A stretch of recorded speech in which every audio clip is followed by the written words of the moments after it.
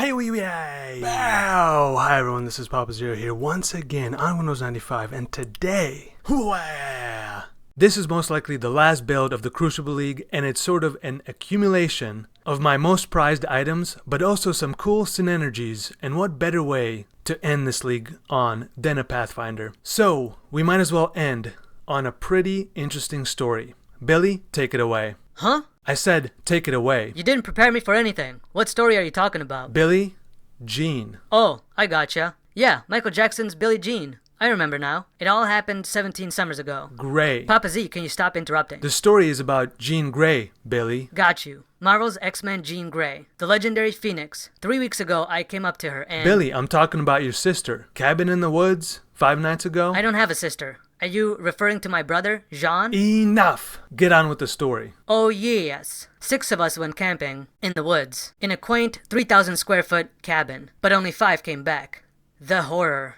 Go on. It's a classic tale as old as time. 6 men enter, 5 men leave. We thought we were going to have a grand old time at the modest luxury cabin, but once we arrived, everything felt wrong. The aura didn't feel right. It was as if things were possessed. What do you mean, Billy? I mean, the dining chairs were levitating. We heard the whispering and laughter of small human children. I thought I saw my wardrobe wink at me. You sound cray-cray, Bill. That's not all. I swear I saw it open, by itself, and a tiny satyr popped out of it and was asking me all kinds of questions. Where do I live? How tall am I? How much can I bench? Just weird stuff, man. Weird, sure. But doesn't sound very horrific to me. He invited us into the wardrobe, which we thought was odd, but followed anyways cause he promised us signed copies of David Hasselhoff's greatest hits. Right. So as we all pushed through the clothes, we felt freezing air and snowflakes. We stepped out of the wardrobe and looked around in awe. We were in a gosh dang winter wonderland.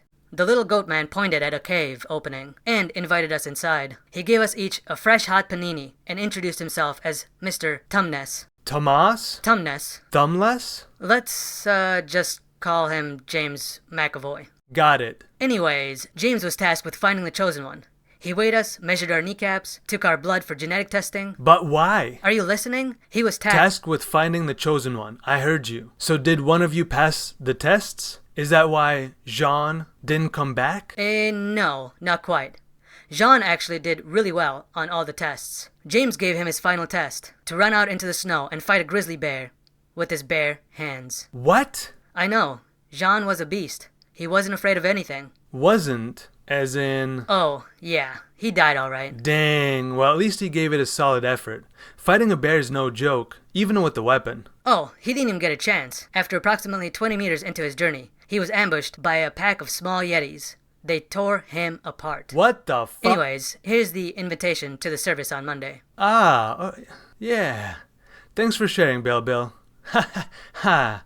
Now let's lighten up the mood and go over the gear. First off, let's start with the MTX. Just kidding, I ain't got none. Very nice assets, GGG. My hat is off to you. This beautiful build revolves around 1. Indigon. If you've never seen it, it is where I get a lot of my damage from, because I constantly use mana to increase the cost of skills to then get increase in spell damage. And 2, Arcane Cloak. It's a guard skill that temporarily gives me massive boost in DPS by spending mana. Now, let's go over the symmetrical, in color, well-balanced flasks. Progenesis for extra defense, Diamond Flask for crit, Bismuth for resistances, Quicksilver for a bit of movement speed and crit chance, and... I chose to use Divine Mana Flask with as many max charges as I could get my hands on, because I spam it every 0.5 seconds. No, seriously. Not only do I get the mana recovery as also life, thanks to Indigon, but it also recovers 8% of my life instantly. Well, with the Flask Mastery, 12% instantaneously. I chose to use Shroud because I wanted to see something a bit different out of a mana build. It provides life, mana, and elemental penetration. Heck yeah. My Mjolnir has global damage and accuracy, and the skill that's socketed in here is Manabond. But that's mostly reserved for single target though, since my arc in my chest on a 4-link, well, who are we kidding, 1-link, does a nice job of clearing all by itself. The Squire is used to get a 6-link for my Manabond. I went for the Mind Drinker anointment on the Atsiri foilable because I wanted to get instant mana refill when a big pack of enemies dies. This ring, wow, so nice. Ton of mana, mana recovery, crazy cool ring. My other ring is okay, I needed some attributes, so here they are. I have lightning exposure on my gloves, and again some strength. Belt,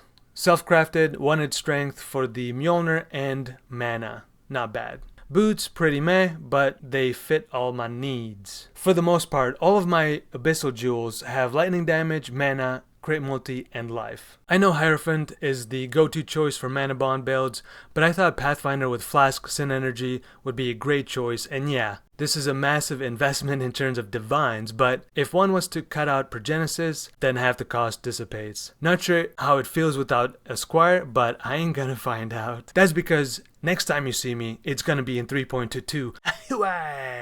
Wow. Thanks for watching, and I'll see you next time with another beautiful video.